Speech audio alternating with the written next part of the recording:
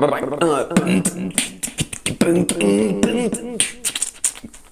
news.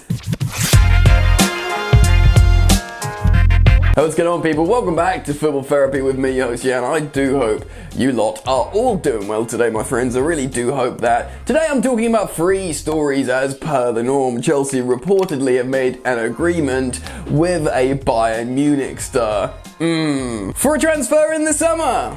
Right guys, I hope you're concentrating because I have something very exciting and important to tell you. Many of you guys have said, Yannick, why don't you do your podcast again? Why don't you start a podcast? Well, for you people out there, you'll be very interested to know that I've partnered up with Stereo for this video and some shows on the Stereo app. So yes, a big thank you to the people at Stereo. It is a really cool and exciting live broadcast app, which is kind of like a radio show, kind of like a podcast. You make an account, make your little avatar face, and you can join conversations or you can listen into other people's conversations. Like me, I've got a Football Therapy account and I've been hosting football shows, talking about Chelsea, football in general, having a laugh, having guests on. It's friggin' awesome. I've already done 2 shows and I'm gonna do another one with a big special guest, and I want you guys to get involved. Stereo is so fun because it offers you, the listener, the opportunity to send in voice notes and join into the conversation. I did my last show with Eunice from Eunice Talks Football. It was really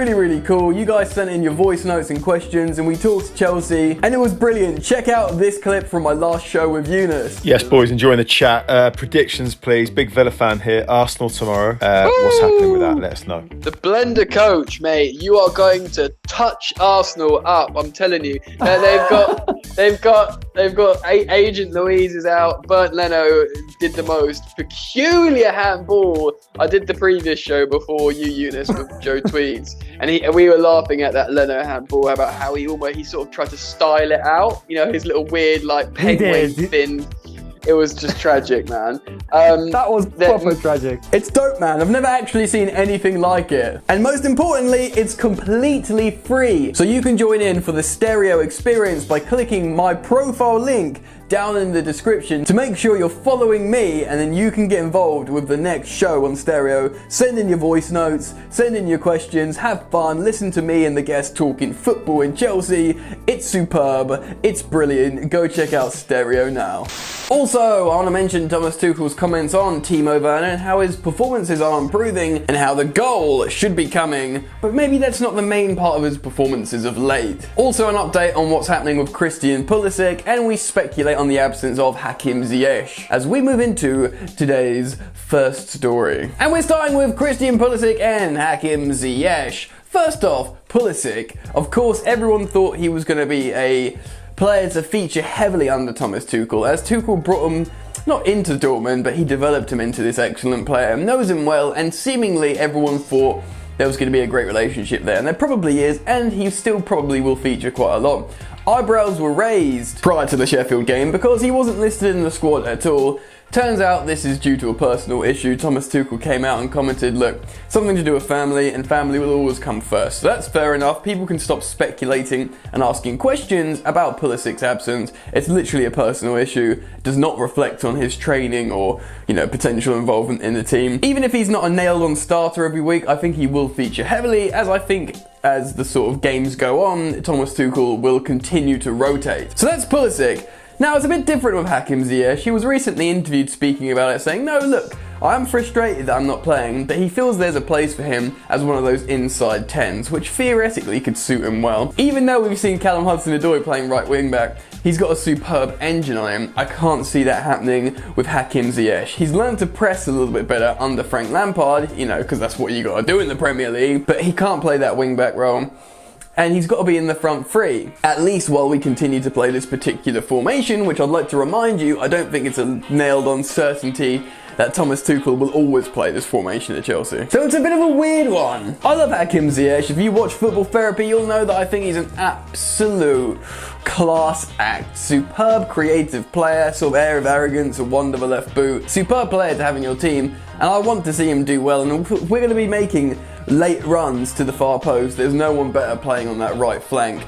But But are we playing like that at the moment? Is he the best player for Thomas Tuchel? I'm not so sure. What I'm holding on to at the moment is he's got such immense quality that you have to find a way to bring him in eventually. I don't think he's going to feature as much as he would have done under Frank Lampard, but I think he's going to feature a lot. I hope he does. Let me know your thoughts in the comment section below about Hakim Ziyech's potential involvement in Tuchel's side. Anyway, let's move on and talk about another forward player, Timo Werner. Yes, so this story is a positive part of the video. Timo Werner is playing a lot better now. Granted, he's still not scored a goal, but he's playing incredibly well. Of course, in the Sheffield United game, he won man of the match, he won the penalty and assisted Mason Mount, so he's involved in both goals, as well as running the channels, working very hard and looking more confident. To be honest, your striker or left forward doesn't have to be scoring goals, provided they're putting in this kind of graft and affecting the game that positively. Thomas Tuchel had some comments on this as well, which I want to cite to you now and quote to give you a little bit more context about the situation. So let's see what he had to say. It was a brilliant run to assist the first goal, and it was a good decision making with the second to go around the goalkeeper, so it was a foul. He got us the decisive penalty again, like he did at Tottenham. I could feel the situation at Tottenham boosted his confidence, and he has been stronger and stronger every day. He's feeling more free. Today I could really feel him on the pitch. He was absolutely in the game, physically and mentally, and he was decisive. This is the most important thing. If he can continue like this, the goals will come, I am sure. Positive, and I feel the same. When you play that well, when you affect the game that well and make good decisions, then next time the ball falls to you in the 6-yard box, maybe as a little bit more confident, you'll put it in the back of the net. But I think the best thing about this situation is he doesn't need to at the moment. Provided we're winning games and provided he's having positive performances that are being recognised, that's really the biggest step, and I do agree with Thomas Tuchel. I think the goals will follow. So it's really pleasing. Man of the match performance, he seems happier. The player himself did a post-match interview with a big smile on his face. Beautiful scenes. I really do like Timo Werner. You can tell he's a sensitive guy when he's not scoring, but generally, he seems like a really good guy. You know what I mean? He's an amazing footballer. He's a good guy. I'm really happy we have him at Chelsea Football Club, and I can't wait for him to start banging loads of goals again, and I think genuinely he fits the system very, very well. Anyway, let's move on and talk about today's transfer story. Not as exciting as you may have assumed. It's not David Alaba, it's Jerome Boateng.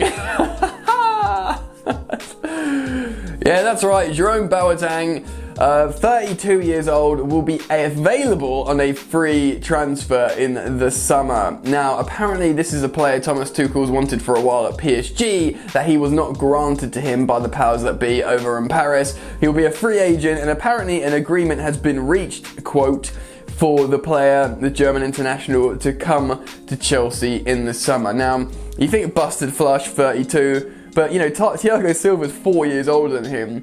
But at the same time, Jerome Boateng isn't Thiago Silva. Now I'm going to give you my thoughts on this. The last, was it the last World Cup of 2018? I think it was that international tournament when Jerome Boateng, obviously Germany went out in the group stage and they were awful. But I think Boateng in particular was like catastrophically bad. And everyone was like, this dude is dusted.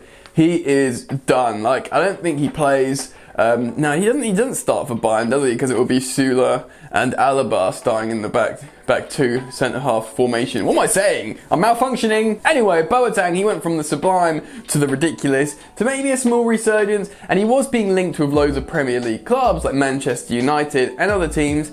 You know, a year or two ago, 18 months ago. Do you know what I mean? And people were going, why would you want Boateng? He's been awful. He's been awful. But at the end of the day, let's take this all with a dose of pragmatism. If Tuchel wanted him for a long time at PSG, and he seems to know his onions, there's a quote for you, then why not let him have his player? Do you know what I mean? Imagine that is a serious old guard, potentially back two, if we go to a back four, Boateng and Thiago Silva. I mean, relatively uninspiring. We might be thinking, come on, bring back Fikayo Tomori, get Zuma in there, man. What about Gurhi and Xavier Mbiamba? Bring through the kids. We've got so much up-and-coming talent at centre half. Malang Sarr, I mean, you know, people like the idea of Malang Sarr, but we'll have to see how he does at Porto, and the test of time will see if he's actually top-notch and ready for this Chelsea first team. But Jerome Boateng, man, it's relatively uninspiring, but still At this point, I'm just going to trust the gaffer, because if we're winning games and he wants a player, he knows more about football than me. I know it's hard to believe. Thomas Tuchel knows more about football than Jan on football therapy. Absolute man, but I can't talk again. It's funny, when I know what I'm saying is not true, my mouth literally doesn't let me say it. So yeah, what I'm saying is, if Tuchel wants Boateng and he sees a way of winning with him, then fair enough. And like I said, it's not like we're going to go and spend ridiculous amounts of money on him. He'll be a free transfer. Let's be real, Chelsea will probably give him a 2-year deal max, or a 1+1, like, you know, Thiago Silva. And he gets the opportunity to play at Stamford Bridge and earn okay money later on in his career.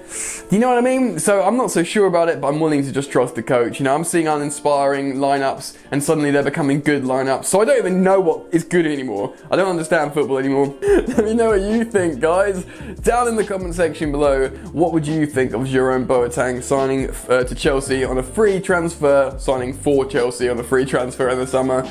Give me your thoughts and opinions on that story, and indeed everything else I've spoken about in today's video. Thank you so much again, guys. Remember to go check out Stereo by clicking the link in the description. It really is superb. Thank you for hanging out with me today, guys, and thank you to Stereo for sponsoring this video and partnering up with me. Enjoy the football, and I will see you later. You ain't so tough with that bad boy tuck. I'ma get it how I'm living, I'ma walk the walk.